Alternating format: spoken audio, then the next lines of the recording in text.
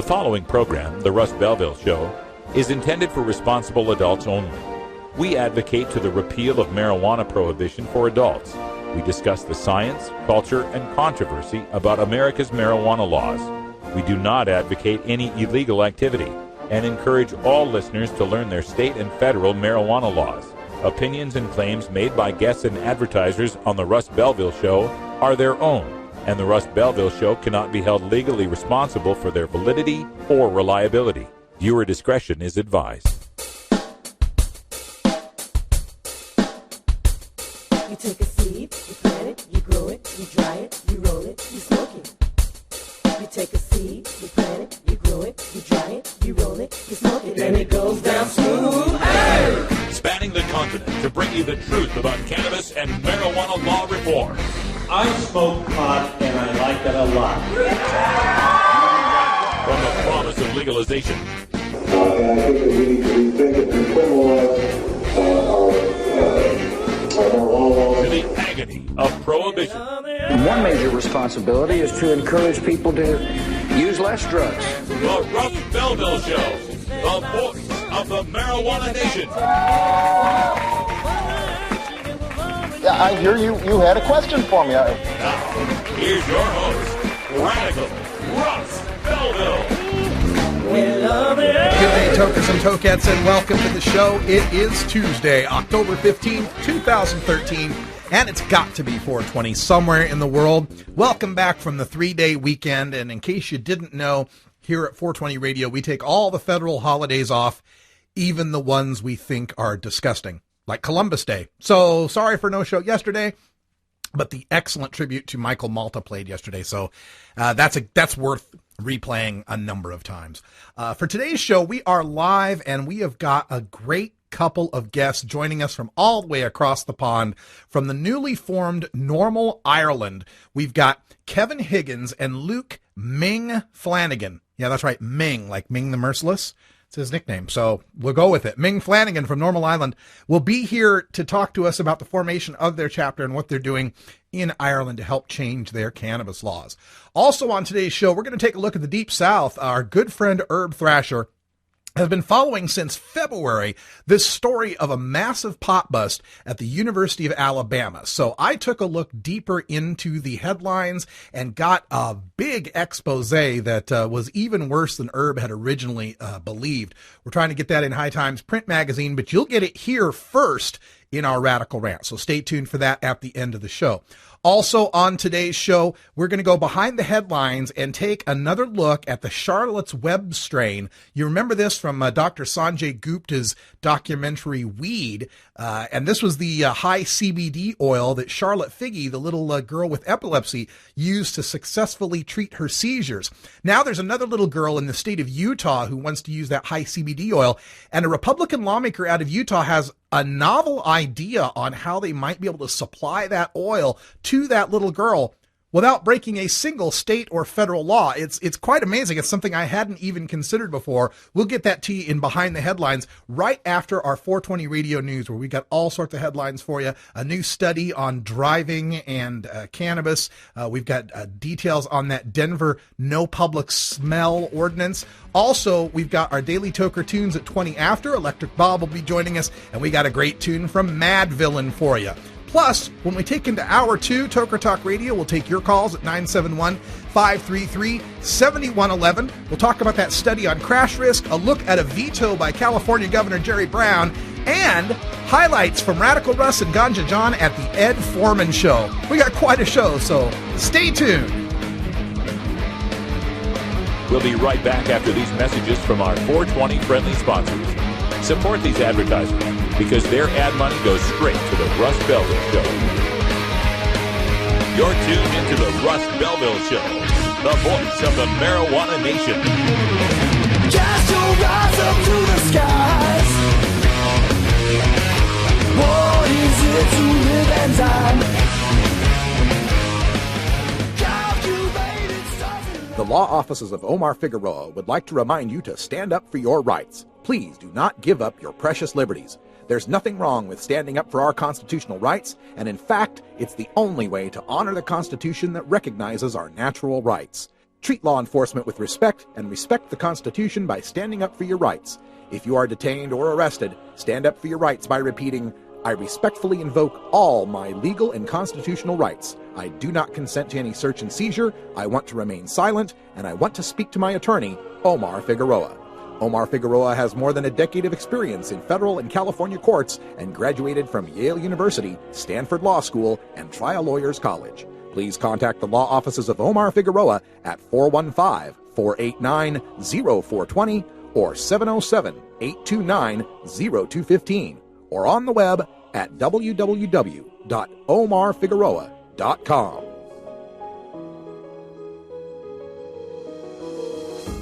Cannabis Outreach Collective is an alternative health and wellness option located in Gladstone, Oregon, that serves patients in the Portland area and beyond. We are a full-service alternative health and wellness collective accommodating patients with natural, organic, holistic, and homeopathic remedies, nutritional guidance, advice, education, and medical cannabis, fully in accordance with Oregon OMMP law. You can find out more about Cannabis Outreach Collective on Facebook at COC503 or by emailing cannabisoutreachcollective503@gmail.com or by telephone at 503-853-1319. Check out our menu on Weed Maps and visit Cannabis Outreach Collective today.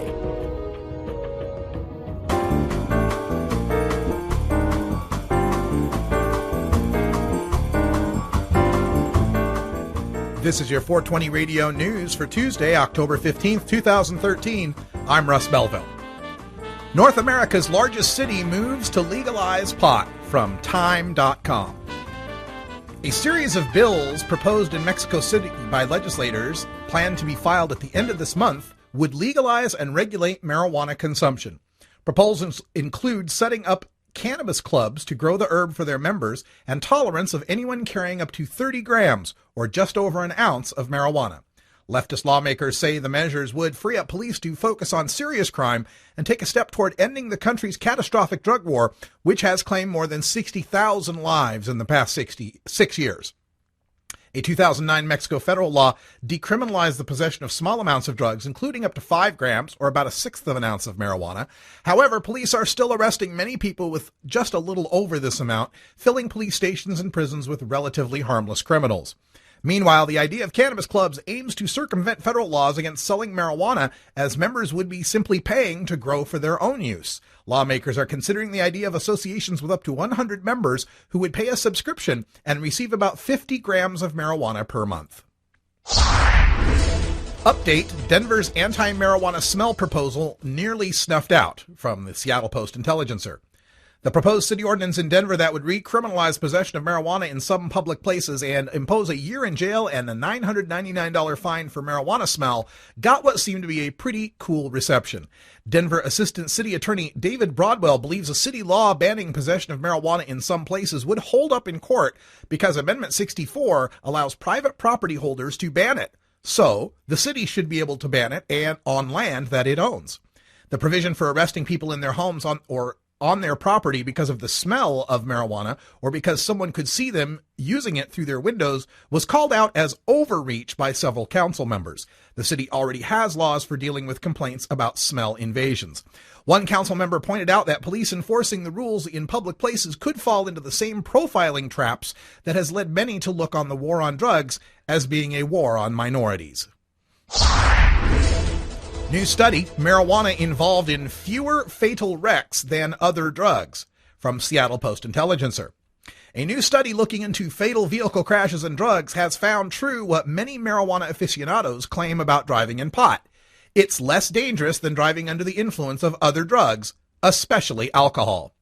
Gua Li, the lead author of the study, said, quote, "I would say even though there are risks associated with the use of marijuana, it seems to be not as big as other drugs, like depressants, stimulants, and other narcotics," end quote.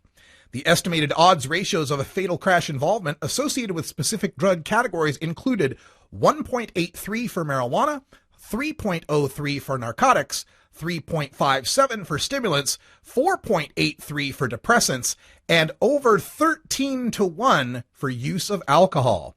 Drivers who tested positive for both alcohol and drugs were at substantially heightened risk relative to those using neither alcohol nor drugs, with an odds ratio of 23.24 to 1. Judge overturns zoning law on medical marijuana from MyFox Phoenix. A judge has overturned Maricopa County's zoning ordinance for medical marijuana dispensaries, ruling that the law was a transparent attempt to keep the businesses out of unincorporated areas of the county. Judge Gordon said the ordinance was written so dispensaries wouldn't be allowed because marijuana remains illegal under federal law. Judge Gordon ruled in favor of White Mountain Health Clinic, but told both sides in the case that he'll listen to further arguments on the practical effects of his ruling Monday. County Attorney Bill Montgomery says Gordon assumed too much in saying the ordinance was intended to prevent implementation of the medical marijuana law. Marijuana found at Phoenix home invasion site from azfamily.com. Phoenix police found what they describe as a large amount of marijuana after officers responded to a reported home invasion. Sergeant Steve Martos said 2 or 3 suspects tried to commit an armed burglary of a home near the Loop 101 and Interstate 17 in Northwest Phoenix early Tuesday morning. He said one of the suspects fired a shot at the resident as the suspects left, but that the resident was not injured.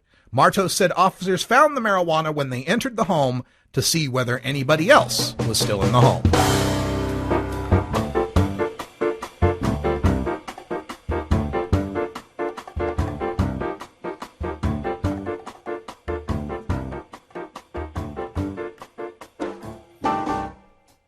This has been your 420 Radio News for Tuesday, October 15th, 2013. I'm Russ Belville.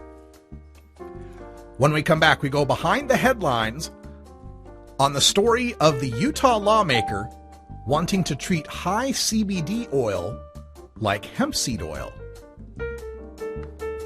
You're listening to The Russ Belville Show on 420radio.org. We'll be right back.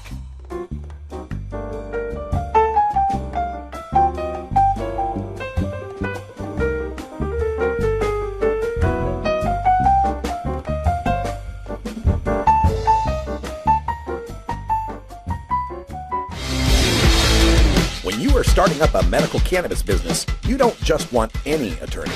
You want a fired-up lawyer who understands the needs of cannabis consumers. The law office of Lauren Vasquez is your fired-up lawyer for the cannabis industry. Lauren Vasquez knows the details of California marijuana law from both a personal and professional angle. Lauren Vasquez rose from the ranks of college NORML activists to become one of the Bay Area's best marijuana lawyers.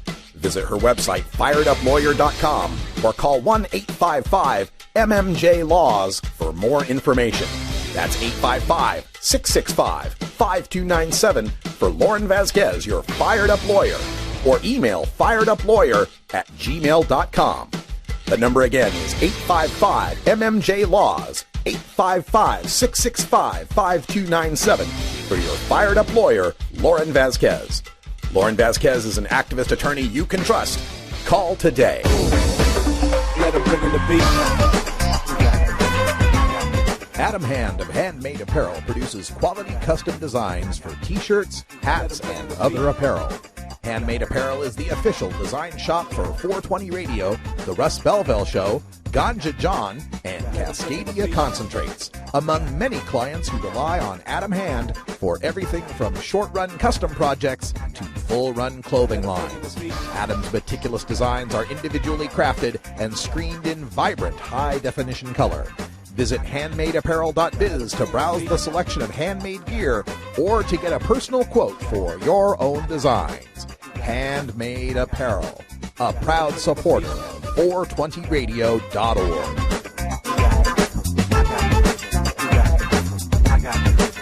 Let him bring in the beat.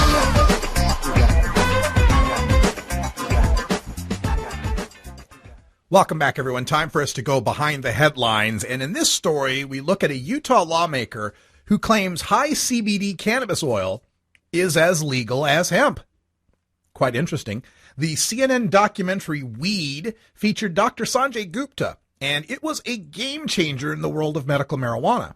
Once America saw a respected TV doctor admit he was wrong about cannabis's healing properties and that he was sorry for helping to mislead people about cannabis, you knew the prohibitionists would be working feverishly to spin that bad news for their cause.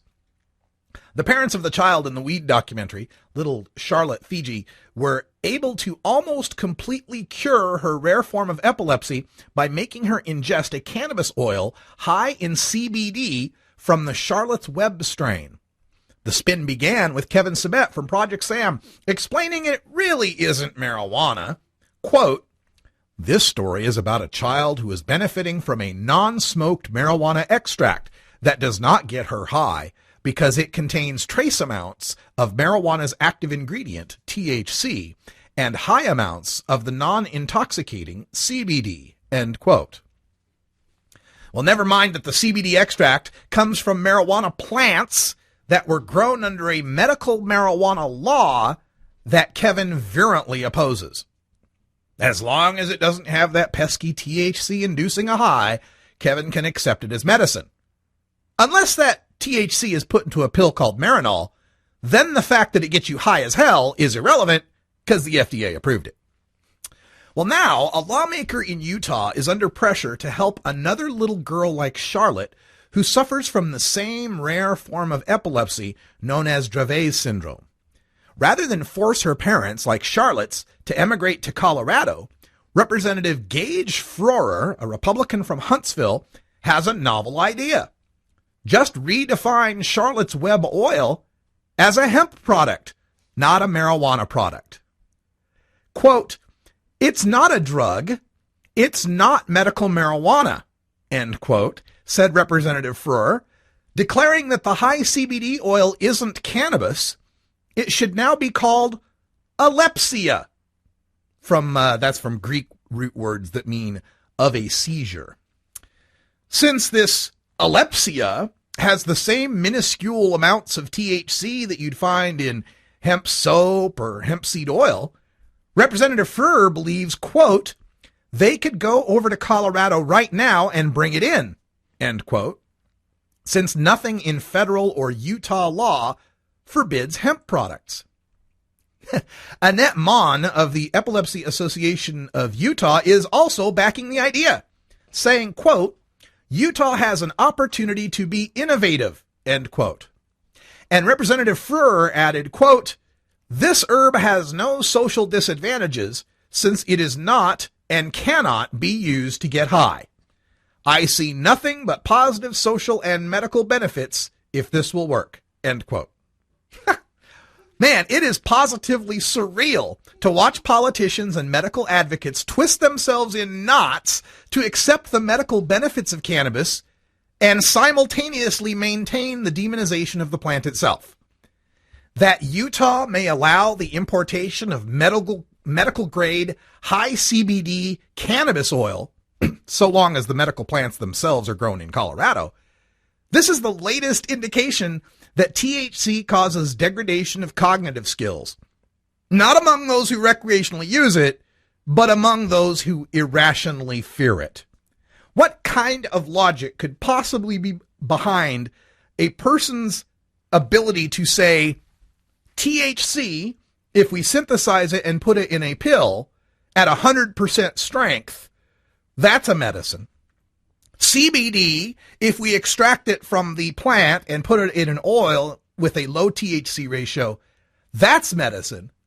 But somehow, if the CBD and the THC are together in the naturally occurring plant at levels far below what you'll find in the Marinol pill and what you'll find in the Charlotte's Web oil, somehow that plant is a deadly dangerous Schedule I drug. It's an absurd proposition. It's anti-science to consider that the less toxic natural version of a molecule is somehow more dangerous than the synthesized 100% pure version of the same molecule. But I do have to give this Utah representative some credit.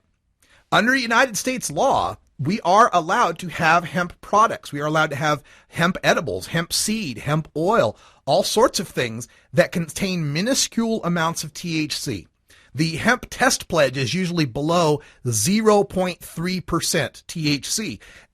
And if these CBD oils are coming in at less than that, then they are hemp products. So that's at least a decent idea, a way we could get high CBD oil to every patient all across America by declaring it hemp. It's a hell of an idea. I'm surprised I didn't think of it earlier. It's a damn brilliant idea, but, you know. And once all the oil starts going across the country, how are they easily going to tell by look whether it's CBD oil or whether it's good old-fashioned BHO with a lot of THC in it? We'll have to consider this during our special safety break. Be right back. To China, he would send you South Carolina. Then you know you're talking to that reefer man.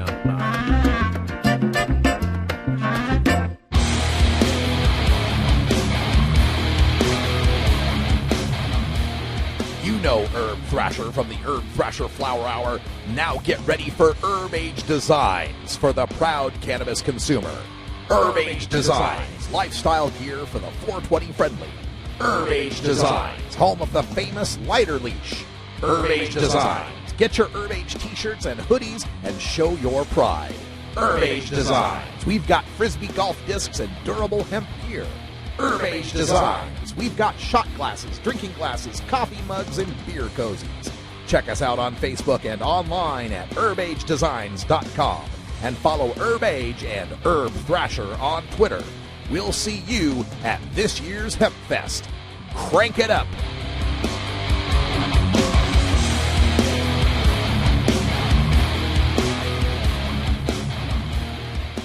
NORML stands for Responsible Adult Cannabis Use. If cannabis use is causing problems in your life, consider taking a break or seeking medical assistance. Consider ceasing cannabis use if you have a family history of mental illness. Don't drive or operate heavy machinery while impaired by cannabis use. Cannabis use is not without risks, even though the risks may be far less than those posed by legal drugs.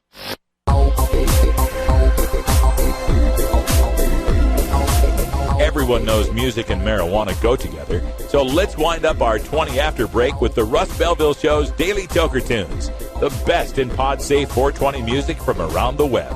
Today is Electric Tuesday, featuring the latest in electronic dance music and other cutting-edge genres.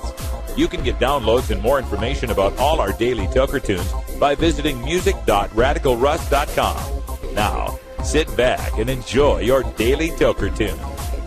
Welcome back, everybody. 22 after the hour, and we go now to our good friend Electric Bob, who's our Electric Tuesday editor. How you doing, Bob? Hey, how you doing, Russ? I'm doing great. Just sitting here hitting my bong. Right on. Are you down there in Phoenix? I saw you commenting on some of the news stories. Yeah, I'm in Phoenix. Oh, good. Well, I hope that that home invasion that you said that was like about a mile from where you're at. Where it said it was at the 101 and the 16, right? Yeah. Yeah, I'm about like 3 or 4 miles away from there. I'm in central northwestern Phoenix. Right on. All right. Well, I want to let everyone know that come this December, first week of December on a Tuesday, I think, I'm flying out to the NORML Key West Legal Seminar, and I have to fly through Phoenix, and I have a 10-hour layover in Phoenix. So I'm going to try to get everyone together, and maybe we can meet and greet, go to one of these patient lounges, and have ourselves a good time. Oh, sounds like a wonderful time. All right, I'll keep you in the loop. All right, Bob, so tell us, we already announced who the artist was, Mad Villain. Stereotype in the chat room is really excited. Tell us about the artist and the track. It's Madlib, and it's another MC called MF Doom. MF Doom is real popular in the underground hip hop scene, and Madlib, he's really popular in the underground scene. They've used a lot of their stuff on the Adult Swim block. Like you ever watch it and you hear that kind of weird wonky wavy music in between. Yeah. And some of their if you ever watch the Boondocks, the other show on Adult Swim, their music's also in the Boondocks. Excellent. And so this track's called America's Most Blunted. And folks, if you want to get downloads of these tracks and be able to subscribe, you can become a VIP member of 420radio.org, and you can subscribe to all 5 days of the week, or just whichever days suits your musical taste. Electric Ball will be posting these tunes up there, and you can get his write-up on them there as well. Thanks, Bob, for calling in. We appreciate the tune. Let's get to it. This is Mad Villain with America's Most Blunted. Them come out to show them. Like open the bruise up and let some of the bruised blood come out to show them. them, come out to show them, come out to show them, come out to show them, come out to show them, come out to show them, come out to show them, come out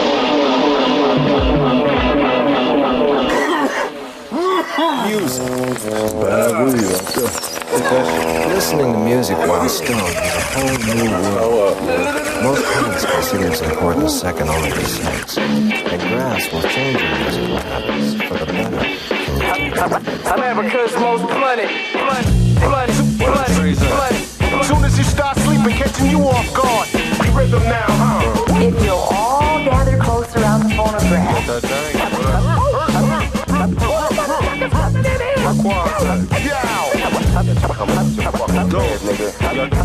America's most blunted.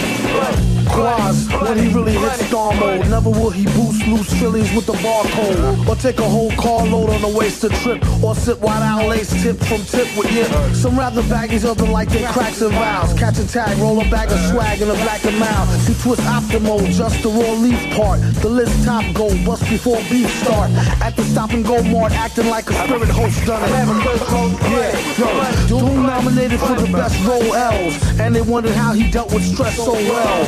Wild guess, you could say he stays sedated. Some say booted, some say faded. Some day prayed that he will grow a farm barn full. Recent research show it's not so darn harmful.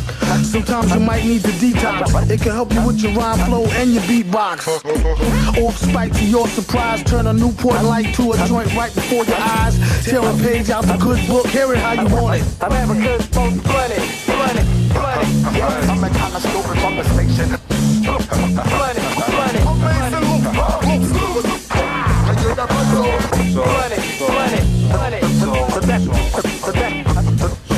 That's the upper perimeter.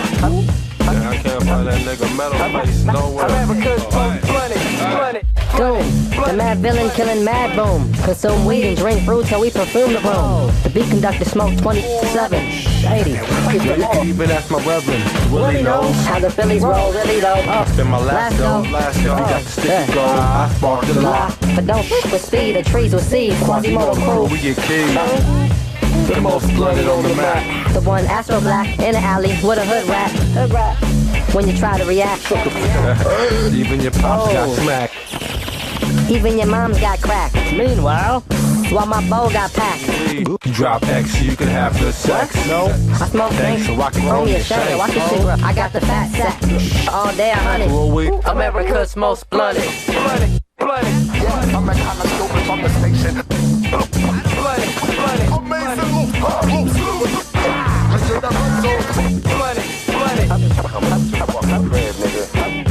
America's most blunted.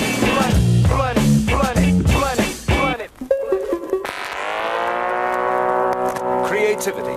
It's a known fact that grass increases creativity from 8 to 11 times. In fact, everyone finds that they're more creative stoned than straight. So remember... M-A-R-I-J-U? A-J-U-A-N-A. Marijuana. Marijuana. What makes something funny? How does humor impact health and psychological well-being? How can you incorporate humor into everyday life? A concise, reader-friendly introduction to an important but often underappreciated topic in modern psychology, Humor 101 explains the role of comedy, jokes, and wit in the sciences and discusses why they are so important to understand.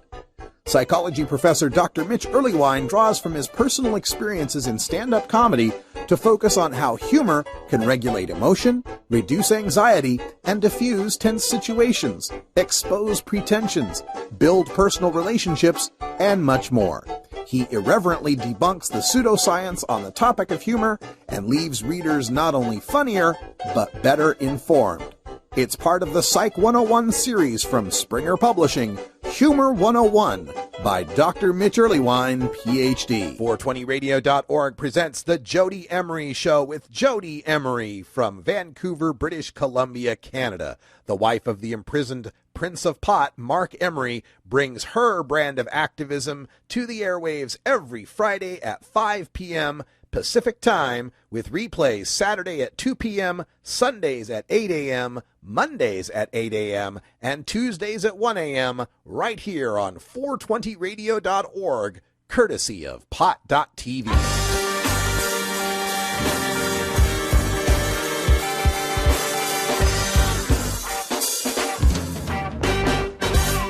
Activism begins with ACT. The Russ Belville Show features the stories of hardworking grassroots activists working for an end to prohibition in today's activist agenda. All right, welcome back, everybody. It's 3:30 p.m. here on the Pacific Coast, and that means it's 11:30 p.m. all the way out in Ireland, where we're going to go for our next interviews. It's kind of a double interview here. I spoke earlier today with Kevin Higgins from NORML Ireland because he needed to pre-record, couldn't stay up till 11:30. And then we're going to speak live with Luke Ming Flanagan from NORML Ireland right after we talk to Kevin. So we'll go to the Kevin interview first, and then we'll be on the line with Luke.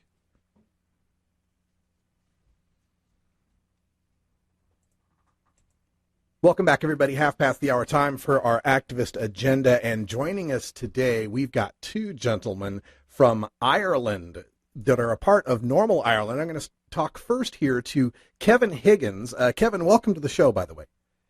Hello, Russ. Thanks for having me on. Oh, so glad to have you on. And you guys, you and a bunch of other folks got together and had the idea of forming, as far as I'm aware, Ireland's first NORML chapter. How did that come about?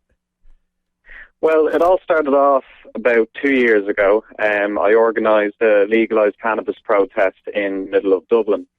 And the idea, it was part of the Global Marijuana March on the 5th of May, I believe. Mm-hmm. And after that particular protest, we realised that doing an annual event won't really cut it.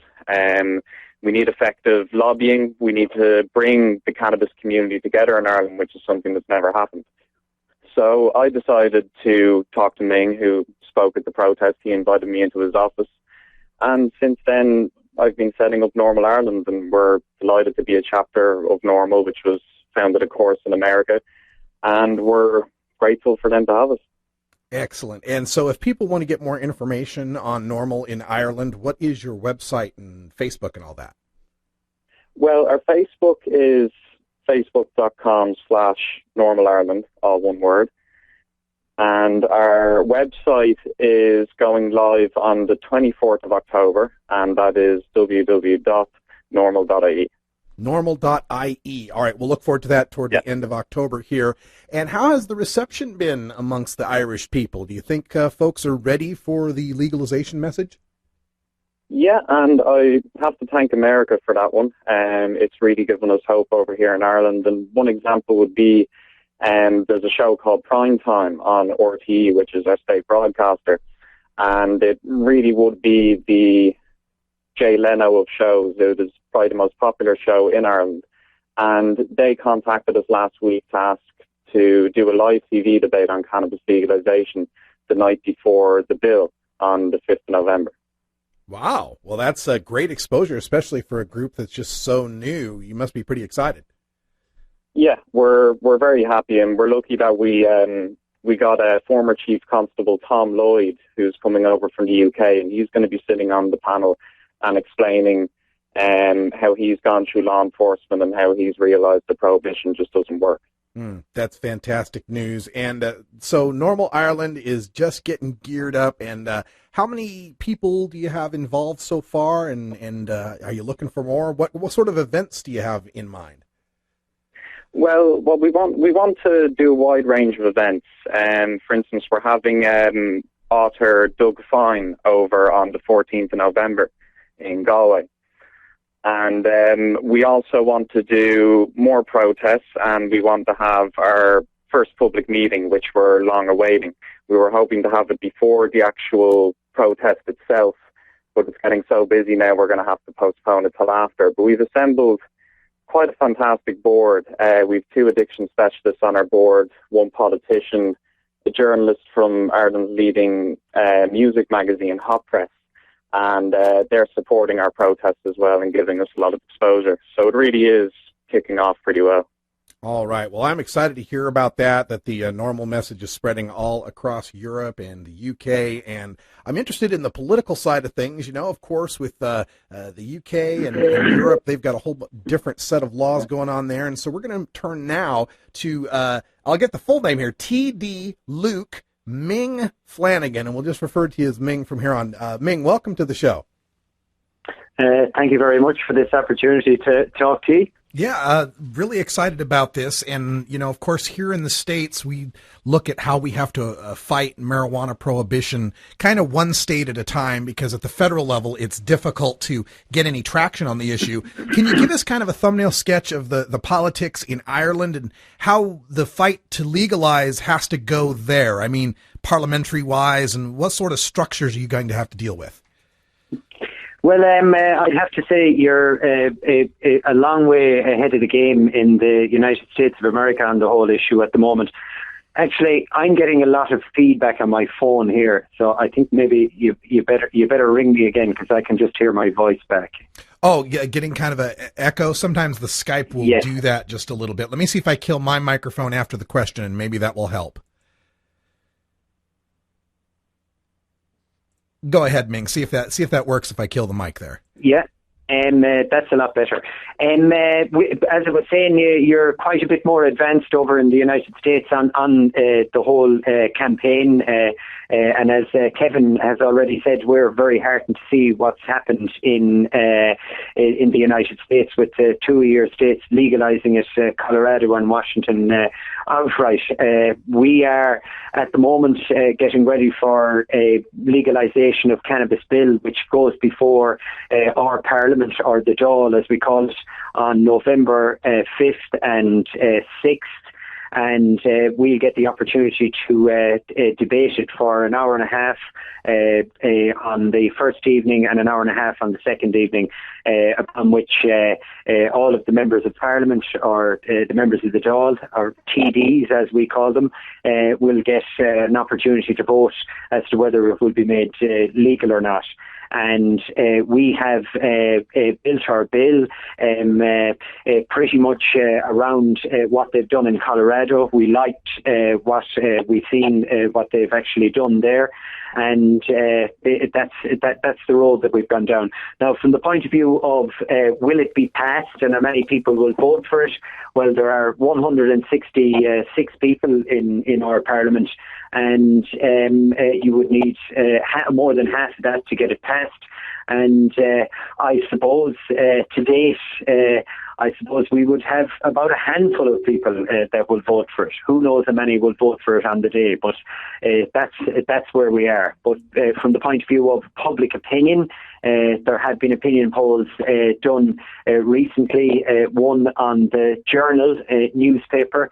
It's the biggest online publication in Ireland, and 33 or 34,000 people took part in the poll, and over 70% were in favour of legalisation. So while the members of Parliament might not be in tune with what the public are saying, fortunately there are a handful of us that are. That's really good news. And I'm just wondering, and forgive my ignorance on this, but the Irish people and your Parliament have a degree of independence on this issue where it doesn't matter what the UK or the European Union thinks on the issue? Well, I suppose every country could say that they have the United Nations looking over their shoulder. But other than that, there wouldn't be a problem with this if Ireland, as an independent state, we still are independent. I know they do try and give it away to the European Union, try their damnedest for some reason. But we are independent, and if we decided to do it, we'd be perfectly within our rights to do it, no more than Uruguay did. And this is why it's such excellent news what's happened in Colorado and Washington, in that up until now, in a lot of cases, countries would be wary of maybe sanctions being taken against them or pressure being put on them because they would seem to be easy on drugs or lax on drugs in some sort of a way. But now that it's happened within the borders of the United States of America, it kind of makes it a bit more difficult difficult for the United States to take out the big stick and go, hey, you can't be doing that, when in fact it's happening in your wonderful country itself. So in that way, it makes the whole fight easier, you know. Exactly, and that was something I tried to explain to people in Washington and Colorado as the vote was approaching, is that this was the first shot in ending worldwide prohibition and how important it would be seen to people in other countries. And Ming, I want to ask you, with regard to fighting for the end of prohibition on a public relations level, in the United States, it seems to have taken three major prongs of this argument. One is the medical marijuana argument. Two is the argument of raising tax money. And three is the argument that marijuana is safer than alcohol. How well would any of those or all of those play in Ireland, especially the last one? Well, the marijuana is safer than alcohol argument isn't actually an argument that really I have used that much, actually, until I read the Mason Tyvert book. And I think it is a very interesting angle. It's not that I haven't thought about it, but you have to think about it here in Ireland. When you come out and you use as your best foot forward that it isn't as harmful as alcohol, you are open to the retort that, well, that doesn't bloody well say much, you know. So while I will use it as an argument, and it is a very important argument, it wouldn't be one of the main ones. But that the argument that Mason Tyvert puts across is actually an eye opener to me, for someone who's been involved in this game for about 16 years. That it actually gives people at the age of 18 the choice to choose a less harmful drug. And I think it's a very good argument to put across. And I will be putting it across during the whole debate in the coming weeks. But what I suppose one of the main arguments for me would be that it would make it, people would know what they were smoking and what they were using. Because in Ireland, over the last couple of years, we have seen a situation where weed or grass, or call it whatever you want, has been sprayed with adulterants to triple its weight. And the stuff that they put in it, everything from paint that you use for roadside markings to hairspray, etc., has been put in it. And people do not know what they are smoking. Legalization, for me, that would be one of the biggest positives if we were to get rid of that problem. Like, for example, I remember about a year and a half ago, people were smoking weed that when you got the ash that came out of it after you burnt it, when you rubbed it between your fingers, it turned into a black, viscous, oily substance. Now, that is an absolutely terrible situation whereby you have young people and people of all ages out there smoking that sort of crap. And if you legalised it, obviously that would change. And for me, that would be one of the big ones. And the cost to the health service down the line from people smoking adulterated cannabis. And if it was legalised, obviously you wouldn't have that problem, because people will buy it off a vendor that they can trust. And obviously they'll trust a legal one more so than an illegal one. Very good point. And you mentioned briefly the health service, something we don't have here in the United States. And I'm wondering how well are the people in Ireland acquainted with the medical cannabis arguments, the medical uses of marijuana, and maybe the argument that it would save money for the National Health Service? Well, you say you have you don't have a health service, and we do. Well, they're trying their best to get rid of it, but we are right. We still do have one, and from the point of view of medical marijuana, we are looking at a situation where our Parliament is about to legalise a spray, a Sativex, which is a tincture of cannabis, which people would spray under their tongue and use it to relieve pain and some of the side effects of having multiple sclerosis. But there is a bit of discontent among the legalisation of cannabis community about the fact that it is only currently going to be made available in that form, and that there is a monopoly there on the distribution of it, which will, needless to say, put up the price for people who try to access it. But the whole medical marijuana argument is a sort of galloping in a sense relative to what it used to be, because let's say 10 years ago I would have mentioned it to the Multiple Sclerosis Association here in Ireland, and you would think that you had 10 heads, the reaction that you get off them. So we have moved forward in that sense, but not quickly enough. And I personally, in my fight to legalise cannabis for recreational use, I've been very careful not to abuse that situation and to talk about the legalisation of cannabis for medical reasons as much as I would for recreational reasons, because I think there are two separate issues in a sense, and to be seen trying to piggyback one off the other is a little bit disingenuous, but I think they should be legalised for both reasons. But at the same time, I think it's important to talk about the two of them in a separate context. We're speaking with Luke Flanagan, also known as Ming, from NORML Ireland. And was the TD at the beginning the title? Are you a member of the Irish Parliament? I am, yeah. I'm Chocty Dálaí. It's Irish for a member of the Dáil, or our Parliament, as it is. It's the lower house. It's the house elected by general suffrage across the whole of the Republic of Ireland, and you have an upper house, a Senate as well, with 60 members in it. So we are the primary legislators, and ultimately we decide if you have a majority.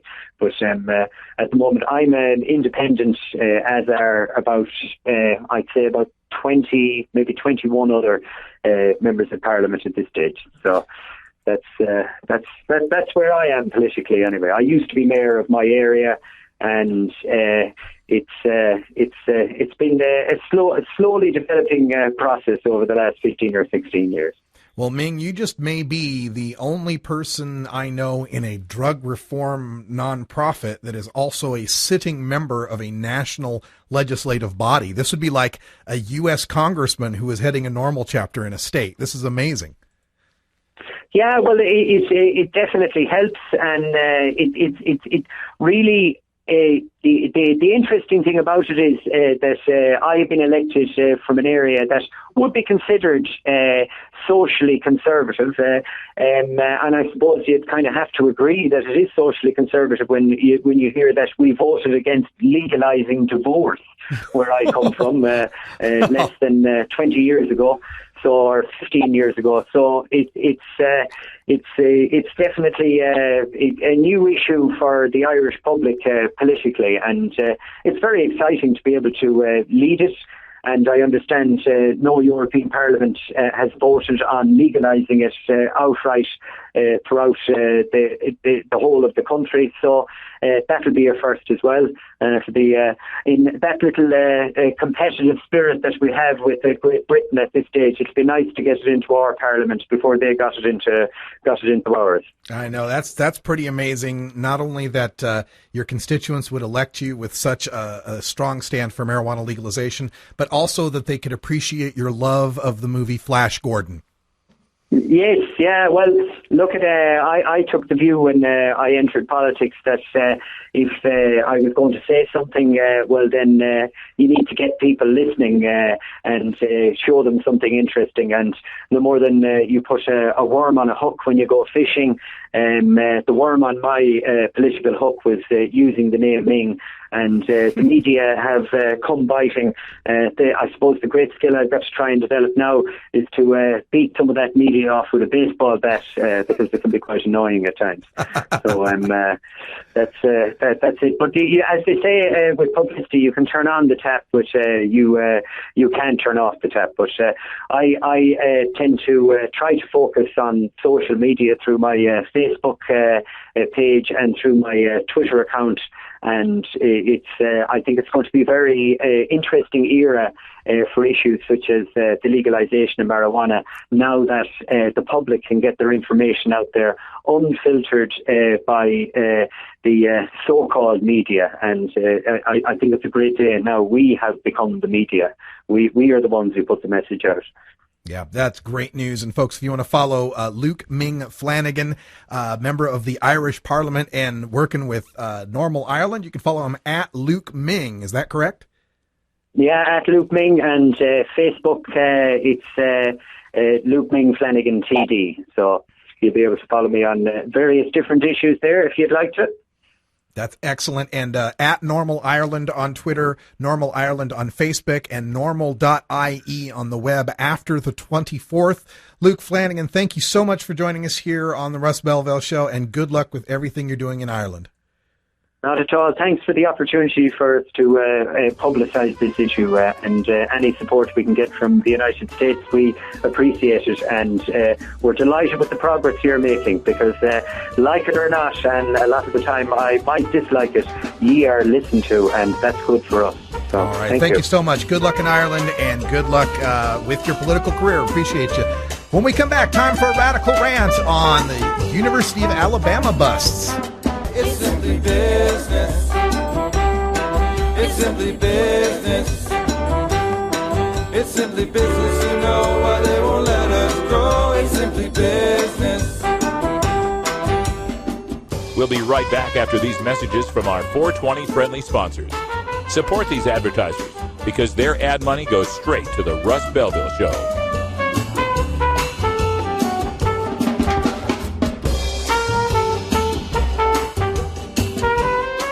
You're tuned into the Russ Belville Show, the voice of the marijuana nation. It's simply business. It's simply business. It's simply business. You know why they won't let us grow. It's simply business.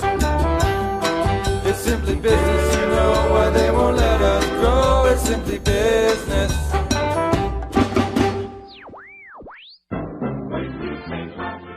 Marijuana and alcohol are the two most popular recreational drugs in America. Marijuana smoking is non-toxic, relatively safe, and has a low risk of dependence. Alcohol drinking is potentially fatal, dangerous to society, and is quite addictive.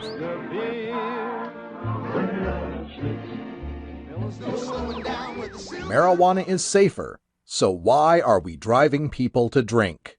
That's the question of the new book, Marijuana is Safer, So Why Are We Driving People to Drink? By Paul Armentano, Mason Tvert, and Steve Fox. Visit Amazon.com or ChelseaGreen.com today to order your copy of Marijuana is Safer, or visit... You want answers? I'm as mad as hell, and I'm not going to take this anymore! You want answers? You have offended my family. I think I'm entitled. You want answers? I want the truth! And you have offended a Shaolin temple. You can't handle the truth! Surely you can't be serious. I am serious. And don't call me Shirley. Radical rant.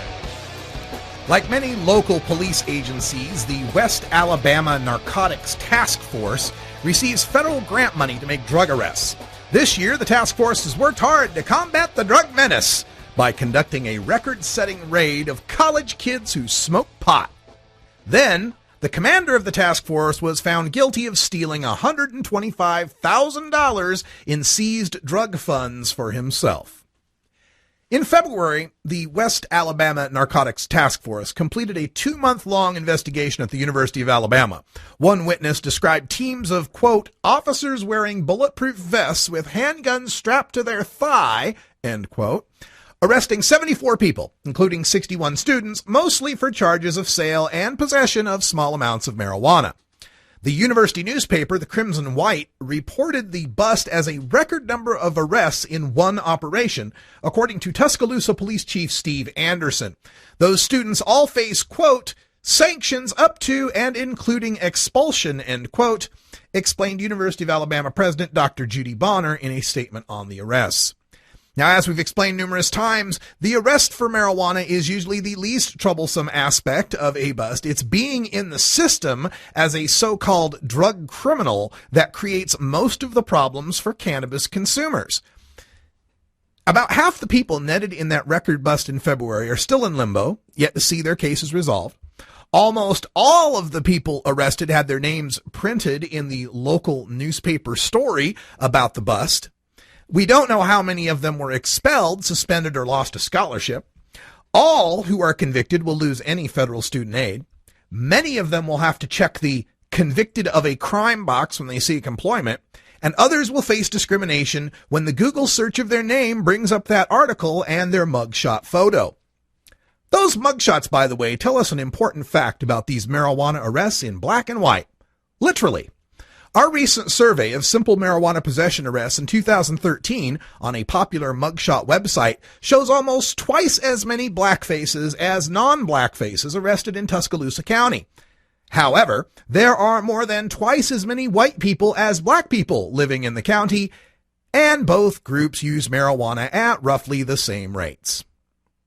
The marijuana arrests feed the grant machine that keeps paramilitary groups like the West Alabama Narcotics Task Force funded. In 2004, Tuscaloosa News reported that the task force began in 1988 with a $100,000 grant, which had to be matched by $100,000 in matching taxpayer funds from the city council. Then Police Chief Ken Swindle, yes, really, bragged, quote, "It hasn't cost the city a dime since," end quote, as the task force was receiving a $310,000 grant. Swindle explained that the 2004 grant required the city to pitch in 1/4 that amount in matching funds. That $78,000 came from cash and assets seized from earlier marijuana arrests. In 2011, another $210,000 grant funded the task force, with another $70,000 in asset forfeitures to match. Simply put, these grant matching funds incentivize drug task forces to make arrests, to seize money, to make money. Not necessarily stop drugs. The more arrests they make, the more money they take, the bigger grants they get, and the more arrests they have to keep making to keep the money flowing. In 2011, that was over 1,500 mostly black people arrested by the task force in just one Alabama county. In 2013, that meant sending armed teams of cops into college dorms to roust pot smokers. When $1 in seizure gets the task force another $4 in grants, eventually someone can't resist the temptation of all that free money. The FBI began an investigation of the task force's books back in December of 2012. Coincidentally, around the same time, the task force was sending informants in to snitch on college kids smoking pot at the University of Alabama. In May, the former commander of the task force, Jeff Snyder, was found guilty of embezzling at least $125,000 of the funds the task force seized between June 2010 and June 2012. According to a plea agreement that would get him just 18 months in prison, Snyder was simply, quote, pocketing some or all of the funds seized during various arrests and then failing to correctly account for those funds, end quote. The indictment doesn't include the funds seized from those college kids in the record bust in February 2013, but even if Commander Hand in the cookie jar didn't grab some for himself, who knows how many of the arresting cops did? According to the records, there was just $9,498 seized from just 12 out of the 74 people in the bust, 10 of them University of Alabama students who lost a total of $8,636. None of the rest of the 74 arrested seems to have a record of anything seized but pot and paraphernalia, and the Tuscaloosa Police Department won't comment. The grant funding machine continues with another report this week of, quote, an overactive week for drug arrests, end quote, in Tuscaloosa. At least 20 people were jailed, with the most significant charges relating to marijuana trafficking by two of the men. The other 18 were charged with petty crimes like possession and drug paraphernalia. The task force leadership refused to comment on the sudden surge in marijuana arrests. This is the story of just one drug task force in one county in America.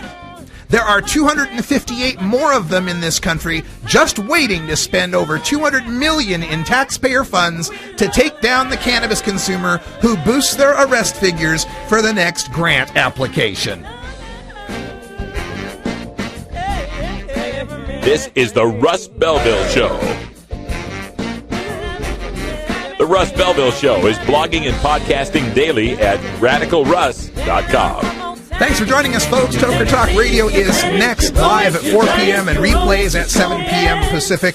For Brian the Red, I'm Radical Russ. Thanks for joining us. And until next time, take care of each other, tokers. Take a seed, you plant it, you grow it, you dry it, you roll it, you smoke it, and it goes down smooth. Hey!